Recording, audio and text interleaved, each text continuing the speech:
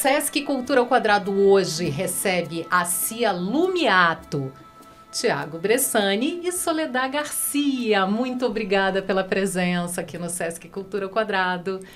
Eu queria começar perguntando como é que foi essa estrada de 15 anos, porque é tão difícil a gente ver uma companhia sobrevivendo, uma companhia de arte e cultura sobrevivendo tanto tempo. Ainda mais com Teatro de Sombras. Como é que foi esse percurso? Bom, Márcia, obrigado pelo convite de estar aqui. Lumiato, 15 anos, né? Então, para nós olhar para trás agora, hoje é muito forte, assim. Nossa história começa em Buenos Aires, na Argentina, né? Quando a gente se conhece. E nesse momento a gente não imaginaria que estaríamos aqui, né? Com um repertório de teatro de formas animadas, teatro de sombras, né? Na época, quando a gente se conheceu na Argentina, a gente trabalhava com mamulengo, com teatro de luva, com outros tipos de teatro de formas animadas, né? Então essa trajetória ela foi amadurecendo de alguma forma e foi a gente querer se especializar ou querer pesquisar mais uma linguagem, né, das linguagens que a gente conheceu. É uma história, né? Uma história também de vida, né? Não somente uma história de arte, mas que está sempre relacionada, porque tanto nós, sem saber, fomos também trazendo na pandemia para perto nossos filhos, que também foram companheiros naquela época das produções da Lumiato. Então, o Teatro de Sombras vai se ampliando e vai gerando novas formas de expressão sempre, né, em cada momento.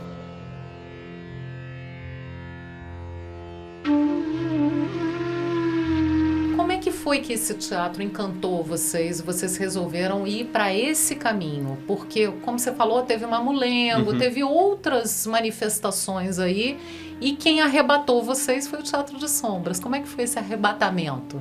Eu acredito que o Teatro de Sombras ele mistura vários tipos de linguagem, né? As artes visuais, o teatro de bonecos, fotografia, o cinema, que são áreas que eu e a Soli, né, nos interessa muito. Então, eu acredito que o Teatro de Sombras ele copila tudo isso, né? A gente produz as nossas próprias silhuetas, a gente produz as nossas próprias luzes, a forma de criar as imagens cinematográfica, fotográfica. Então eu acho que ela junta tudo isso, por isso que eu acredito que encanta e fez com que a Companhia Lumiato focasse na pesquisa nas sombras, né? Outra coisa que eu achei interessante é que vocês falam que é um teatro de sombras moderno, contemporâneo. E a gente sabe que é uma arte milenar. Eu queria saber o que é esse moderno, o que é esse contemporâneo que entra na companhia de vocês. Eu acho que o Teatro de Sombras ele é milenar, como você disse, assim, né? Ele vem daquelas primeiras fogueiras na caverna em que a gente contava história, né? Nos nossos antepassados.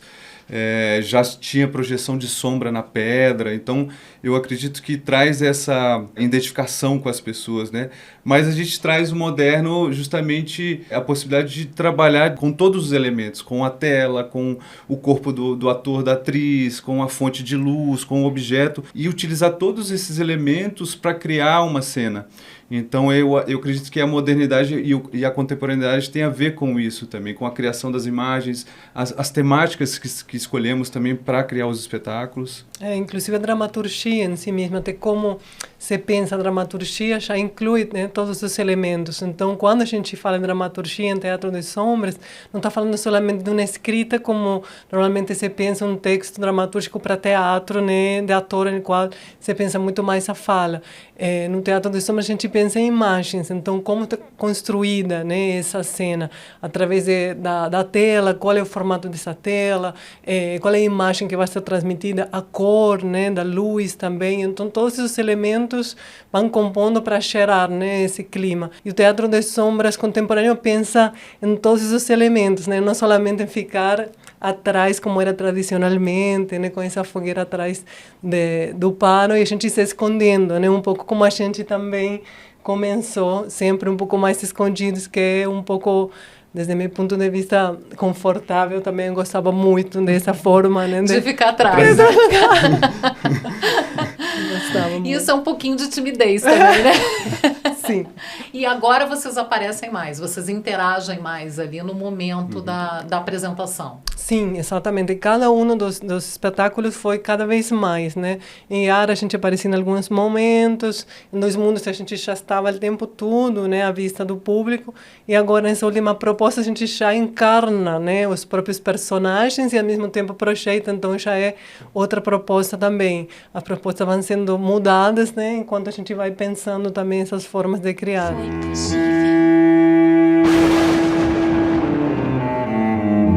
Você está falando essa coisa da evolução e da participação mais ativa de vocês no espetáculo. Eu percebi do Yara para o Dois Mundos um pouco mais também da presença da cor. Isso é impressão ou é real mesmo? Houve essa evolução? Houve, aconteceu porque no espetáculo Yara a gente usou muita silhueta opaca, né? E não utilizava essa tecnologia que né, muitos jovens não conhecem, que é o retroprojetor. Então, o retroprojetor é um projetor de transparências. Então, quando a gente decide montar Dois Mundos, o diretor do espetáculo, que é o Alexandre Fávero, ele propõe a gente utilizar o retroprojetor como ferramenta, como fonte luminosa. E ele é muito propício para a gente usar transparências, cores. Então, a gente foi para esse lado, a pesquisa foi muito para a utilização dessas cores. Então, são dois mundos, cor quente, cor fria, e jogar muita cor para as pessoas ficarem admiradas, porque a gente conhece, né, a sombra opaca, né? Sim, e o preto, você sempre vê a luz e o preto, né, ali normalmente na sombra. Então, realmente encantador quando você vê aquela quantidade de cores ali na tela. Exatamente. E tem uma discussão justamente em se é sombra ou não, né? Porque já não é mais sombra, na verdade é projeção de luz, né? De luz colorida. Mas isso nos dá muitas possibilidades também de trazer como outras linguagens também das artes visuais, das artes plásticas, né?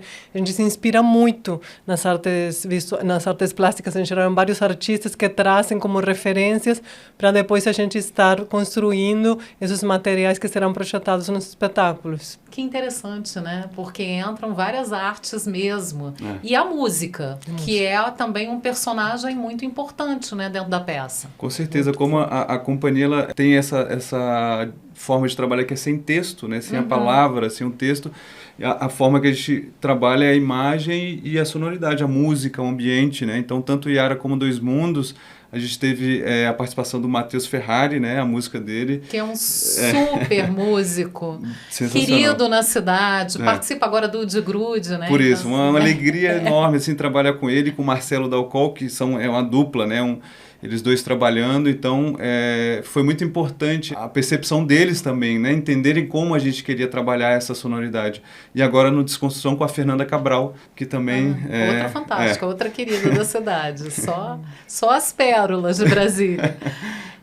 Vocês estão falando do retroprojetor, que é uma coisa que as gerações mais velhas pegaram inclusive na escola, sabiam que era, utilizavam para trabalhos escolares e tal. E que as gerações mais novas não sabem o que é.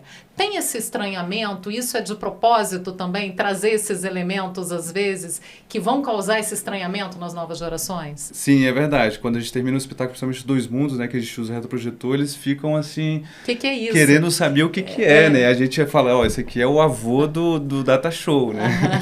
Aí todo mundo dá uma descontraída, mas é muito interessante como... a gente ressignifica essa tecnologia, né? E hoje em dia está tudo tão digital, tudo tão smartphone, touch. Quando as pessoas olham aquela tecnologia que você tem que fazer ao vivo a animação, é algo que para eles fica muito interessante, causa muita curiosidade para eles. Eles se aproximam muito depois para ver para conhecer, né?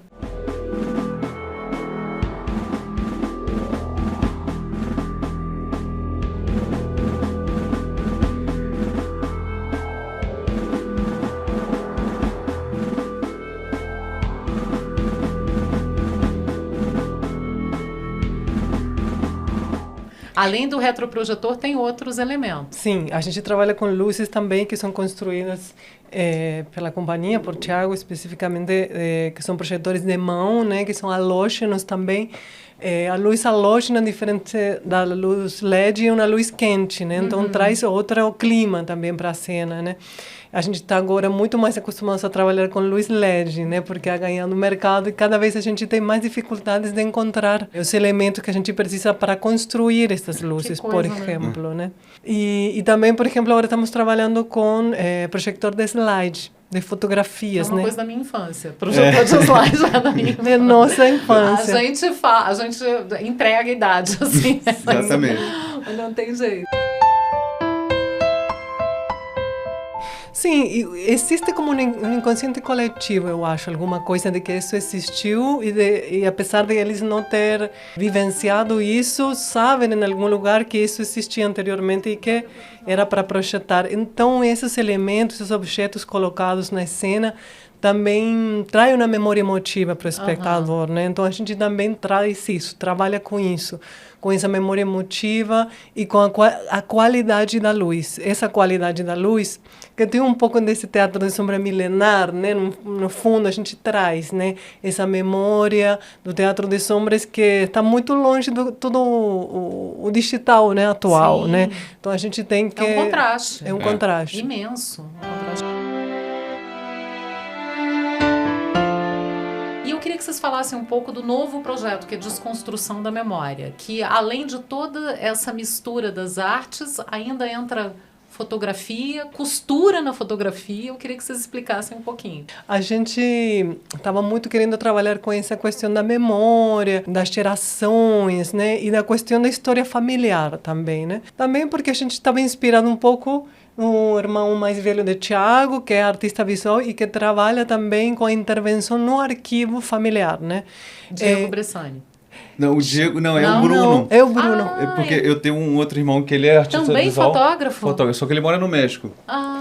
E aí, exatamente, eu acho que a fotografia ela vem muito forte, porque tem o Diego, na sua família tem o Bruno, tem minha mãe que também tinha fotografia no trabalho dela. Então, assim, tinha essa linguagem, a fotografia muito forte na minha vivência, e a gente falou, vamos tentar juntar isso num próximo trabalho, né? E também na minha vivência, porque eu sempre catava todas essas fotos antigas, né, de minha família, das mulheres, né? Eu tenho a primeira foto da minha avó na Espanha antes de viajar, a foto da primeira comunhão da minha outra avó. Então, eram tipo aquelas preciosidades que eu ia guardando, né? Eu sempre desde muito pequena tinha essa relação com a fotografia e não sabia muito bem por quê, ou sim, porque eu gostava muito, mas também, de alguma forma, eu falei, agora eu acho que é por alguma coisa, né? Agora é o momento de colocar isso, todos esses elementos também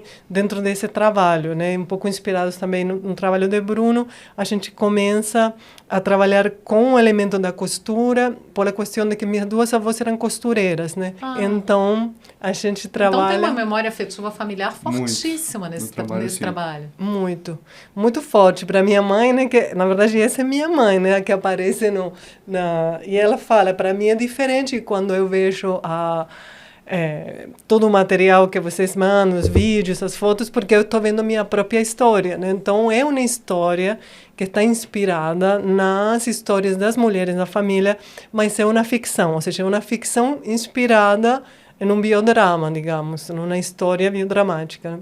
Aí a gente constrói essa história e traz, que foi todo um processo, né? Traz a questão da costura, na fotografia analógica, depois a passagem, né? E todo o processo de fotografar esse arquivo da Soli, né? Esse arquivo familiar, para transformar ele em slide, porque eles são fotografias, a gente teve que transformar isso. Aí o Diego fez todo o registro, a gente fotografou, teve que revelar em Curitiba o rolo, voltou os slides, teve que ir marcar, então... Parece fácil, né? Assistindo parece fácil.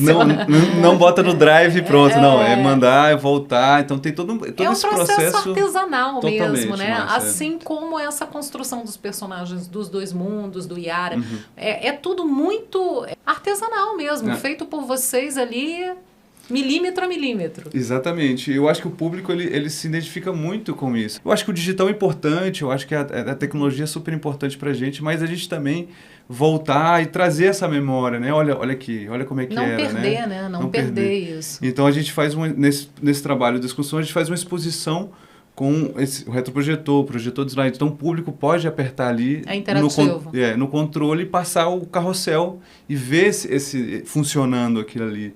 Então é mecânico, né? Pode dar errado, pode travar, né? E ao mesmo tempo é mágico. É mecânico, mas ao mesmo tempo é mágico, exatamente. Né? E a fotografia tem essa aura mágica, né?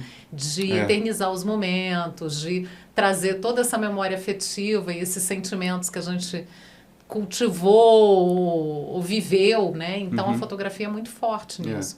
Você está falando dessa coisa da interatividade, vocês também estão promovendo oficinas. Sim.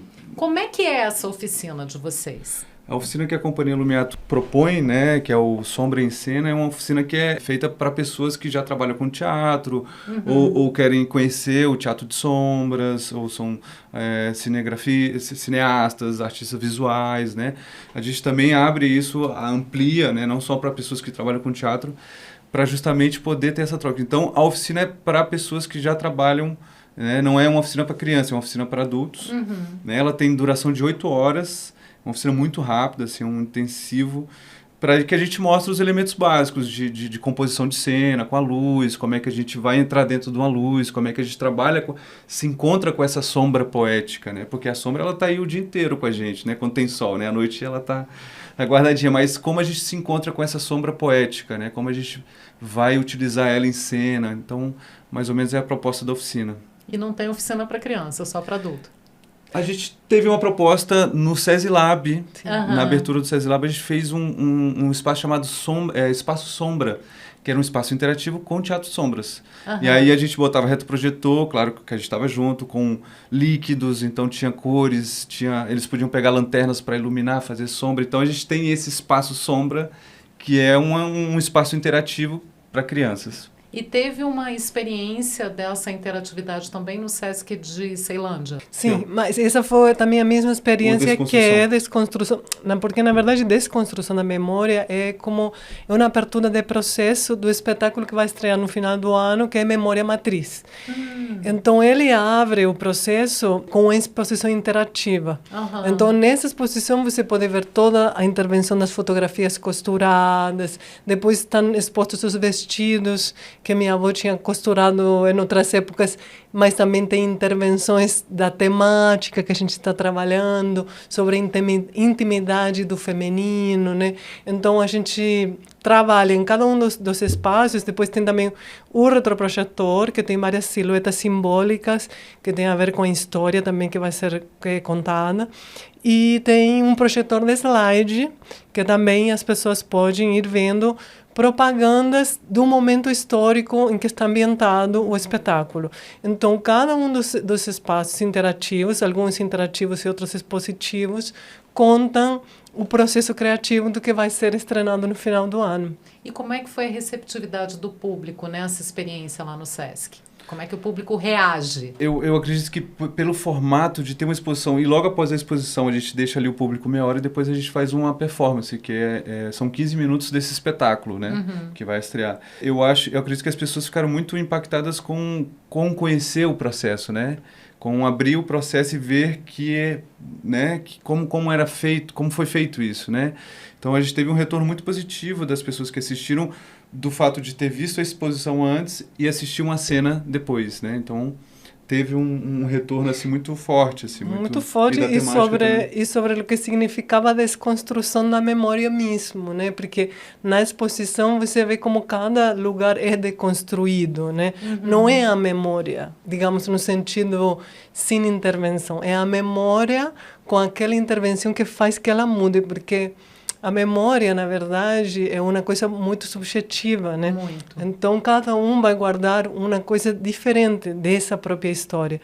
Então, nessas intervenções, a gente coloca o que é de próprio, né? Então, aí você deconstrui a memória e traz algo novo para o espectador também, que é essa da memória que eu quero, né, estar agora expondo. É muito interessante a questão da desconstrução da memória em si, porque a memória é muito política, né? Eu acho que por hoje a gente vê muitos espetáculos que falam da memória, que inclusive no título fala memória, né? E a memória é uma forma de a gente sempre ter presente, né? Aquilo que para nós é importante ou que nos marcou, né? Também. E vocês conseguem trabalhar bem esse tema também com as crianças? Porque eu acho que o teatro de sombras, ele traz um encantamento para todas as idades. Eu acho que não tem uma idade, qualquer pessoa se encanta com, né, com aquela projeção, com aquela luz, com aqueles efeitos. Mas essa questão da memória para a criança também é bem diferente do que é para a gente, né? Vocês conseguem alcançar? Como é que é essa... Esse Desconstrução, a gente colocou 16 anos, né? A classificação indicativa. Então ele tem classificação. A gente foi Yara Livre, Dois Mundos 12 e esse 16 anos. Então a gente foi também testando e provando, né, novos públicos, eu acho. Mas a gente teve crianças de 12 anos no público e nossos filhos também foram. Mas o retorno é esse, né? Com o material, eles ficam muito mais interessados com a fotografia, né? Aquele papel ali, tá ali, né? É palpável, exatamente. Né? Eu acho que é mais nesse sentido dos objetos, da fotografia.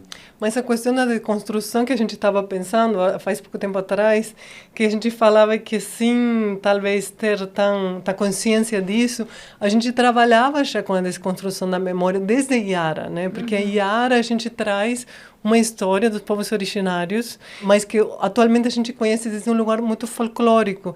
E a gente traz uma outra Yara, que inclusive as crianças falam, nossa, mas é diferente, ela não é bonita, né? Então, há uma desconstrução já dessa memória, né? Que foi colocada também pelos anos, pelo folclore, no que é a Yara, e a gente trazendo essa história muito mais primitiva, muito mais originária, né? O mito da origem da Yara, né? Que é contado pelo Pachê.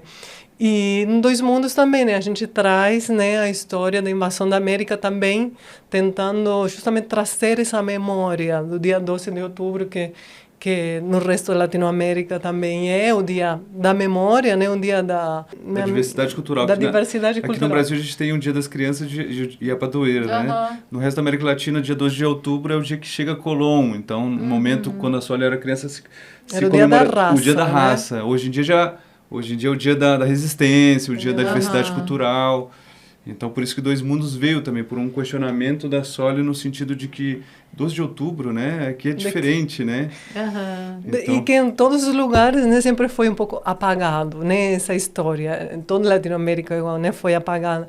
E eu achava que esse fato do 12 de outubro aqui também era um pouco desse apagamento, né, dessa história. Então, trazer a memória, eu acho que já estava, né, e ressignificar e trazer, por exemplo, no Dois Mundos, a visão dos vencidos, né, a visão dos povos originários também.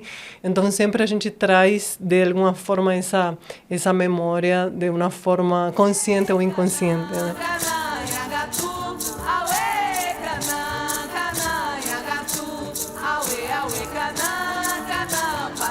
Quanto tempo gasta e como é que vem essa ideia de um novo espetáculo? Quanto tempo vocês se preparam e amadurecem essa ideia até ele virar, de fato, um espetáculo novo? Mais ou menos a gente tem uma média de 3 anos.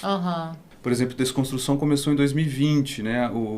A escrita da... Em 2019 começou a ser pensado. Né? Exatamente. A gente estreou o processo agora e aí provavelmente a gente vai estrear no final do ano o espetáculo. Então são 2 mundos, demorou 2 anos e meio o processo também, né? Então é uma média de 2 anos e meio, 3 anos. E a pandemia atrapalhou bastante? Nossa Senhora. Mas, por outro lado, também trouxe as crianças, né? Os filhos mais para também participando, mais para perto. A gente entrou, acho que como todo mundo entrou no audiovisual, né? Então a gente conseguiu produzir 2 curtas-metragens, né? Com teatro de sombra também, investigar essa linguagem dentro né? do cinema. Então foi interessante, né? E as crianças vieram para esses 2 curtas. Isso é muito legal também, né? Até a participação familiar já é uma companhia familiar mesmo. De fato, a gente escreveu um projeto agora de um curta pro FAC com o Luca protagonista, né? Então a gente continua com essa ideia de também fazer um curta, né, mais... Continuamos com a intenção de continuar, né, no audiovisual, porque abriu uma nova porta a pandemia, né? Interessante, né? Dificuldade que vira oportunidade. Sim. Acaba sendo isso, né? Sim, total. Bom, gente, eu queria encerrar essa nossa conversa perguntando, porque a gente acaba vendo a cultura latino-americana muito presente no que vocês fazem, não dá para ser diferente, e acaba tendo também uma pitada de Brasília, porque é uma companhia de teatro de sombras da cidade, né? Embora tenha surgido em Buenos Aires, mas se estabeleceu em Brasília. E eu queria saber o que é Brasília para vocês. Eu queria encerrar essa entrevista sabendo o que é a cidade para vocês e como ela está inserida nesse trabalho de vocês. Para mim, Brasília, eu acho que é uma caixa de surpresas, assim, porque eu sou de Brasília, nascido em Brasília, e tem vezes que eu vou embora, fico 4 anos fora, volto e fico e adoro, amo. Eu acho que acontece muito, né, com muitas pessoas. Então, Brasília, para mim, sempre é hoje em dia, é uma grande oportunidade estar morando aqui, sabe? A Companhia Lumiato se estabeleceu aqui, o reconhecimento do trabalho, a gente tem aqui em Brasília, né? A gente tem a nossa história. Então, para mim, nesse momento, por isso que eu falo que é uma caixinha de surpresas, porque às vezes pode estar, né? Eu quero ir embora, às vezes eu quero ficar aqui. Então, Brasília, para mim, é isso. É uma relação conflituosa. De amor. Eu tô bem agora. Agora tá na fase do amor. Pô, já tem um tempo, já tem 10 anos. Eu tô ótimo com ela. Eu acho que a palavra oportunidade, né, que ele falou, eu estava justo a ponto de nomear ela, porque eu acho que Brasília traz para todas as pessoas, né, historicamente ela foi isso, né, ela foi uma cidade acolhedora, que acolheu um monte de pessoas de diferentes lugares do mundo e do Brasil, né? E fez a ela ter novas oportunidades. Então, para mim, Brasília significou isso desde o início. A oportunidade de a gente poder pesquisar uma linguagem, que é o teatro de sombras contemporâneo, e que também é difícil, né? Pesquisar uma linguagem em qualquer lugar, né? Do mundo, talvez em qualquer outra cidade. E Brasília nos dá essa possibilidade até hoje, né? De estar aqui pesquisando e criando novas coisas, e é muito feliz de estar aqui. Abraçou vocês e abraçou a companhia também, né? A cidade abraçou a companhia também. Muito. Vocês acham que o teatro de sombras que vocês fazem tem um sotaque brasiliense, um sotaque candango? Tem um temperinho de Brasília aí? Eu acho que tem, porque justamente ele é diverso, assim. Brasília tem essa diversidade, né? Então, é que nem a Sônia falou, tem gente de todos os lugares do Brasil, né? A questão do sotaque, né? Brasília tem sotaque, a gente escuta sempre. Então, acho que sim. E eu acho que a gente tem uma questão muito política, né, no nosso trabalho. Quer queira ou não, a gente está inserido dentro de Brasília, que tem isso muito forte, a política, né? Então, eu acho que tem muito a ver, a gente sempre pensa nesse sentido, né, o nosso trabalho. O que a gente vai falar, o que a gente quer contar, né? E tem a ver, atravessa a gente. Você acha também? Sim. Sim, total. Eu acho que Brasília tem muito disso, né, de trazer essa questão política e repensar, né, sempre. Eu acho que é importante sempre estar se questionando, né, inclusive, né. Então isso sempre a gente fala, né, com outros também agentes culturais, como refazer, como repensar, né, os momentos da cultura, como repensar nosso próprio trabalho. Então Brasília dá essa possibilidade de questionamento e de reflexão também. E Brasília está sempre em construção também, né? Uma cidade que não está acabada, né? Está sempre se reinventando. Sim. Eu acho que isso também é combustível para vocês, né? Com certeza. Total. Eu acho que sim também. Gente, muito obrigada pela presença. Agradeço muito. Parabéns pelos 15 anos de estrada da Cia Lumiato. E o Sesc Cultura ao Quadrado volta na próxima semana com outra entrevista imperdível. Eu espero você.